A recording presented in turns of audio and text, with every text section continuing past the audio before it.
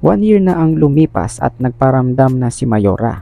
So ngayon dahil tumubo na yung regrowth ng kanyang natural hair, yan medyo nakikita nyo medyo may wave, makapal talagang buhok nito ni Mayora. So kailangan niya na magpaganda ngayon at ilalight namin ng konti yung kanyang hair color. Markahan na natin yung regrowth area o yung mid-length.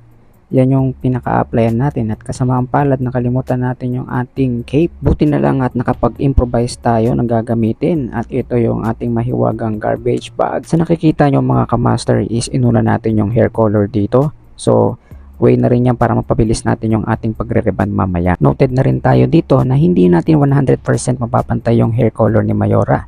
So magiging close enough lang yung hair color na gagawin natin. Ang pinaka-importante lang dito is ma-lighten natin siya ng mga ilang level. Binabandawan na natin dito mga kamaster dahil magda-dry application tayo gamit ang cocoa butter, hydrolyzed keratin na pang-riban. So nakakatulong to mga kamaster para hindi tayo makasunog dahil mabagal ang effect nito. At dinesign talaga ito para sa mga chemically treated na buhok kagaya ng mga bugbog na sa hair color. At ang application procedure naman natin dito mga kamaster is 1/2 inch away from the scalp. At yung mid-length lang yung lalagyan natin dito dahil rebanded pa yung pinaka-dulo nito. Yung mapapansin natin straight sa dulo. Mabilis lang ang pagbabad nito mga kamaster. Binabanlawan na natin at nagplansya na rin tayo dito sa nakikita nyo. At yan, katatapos lang natin magplansya dito mga kamaster at maglalagay na tayo dito ng neutralizer. Ibababad lang natin ng 15 minutes at babanlawan na rin. At dito mga kamaster ay binoblower lang natin ng 100 dito para makita natin kung maayos yung ating pagkakariban. So mapapansin na rin natin dito mga kamaster na medyo numipis na at humupa na yung pagiging makapal doon sa pinaka-regrowth area ng kanyang buhok.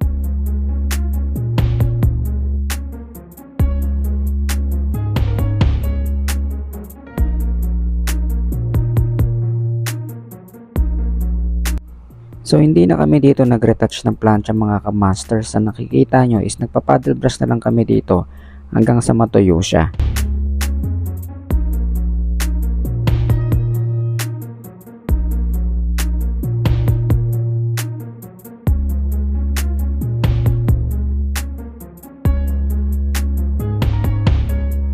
Ngayon tapos na tayo mga kamaster, ito na yung pinaka-actual effect at yung result ng kanyang buhok mga kamaster.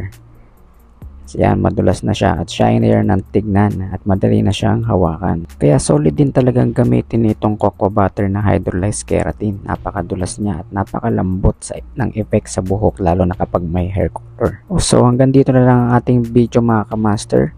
Maraming salamat sa pagsubaybay at sana nagustuhan nyo ang ating video for today. Maraming salamat. Hanggang sa muli natin pagkikita. Bye-bye! And don't forget to follow our page.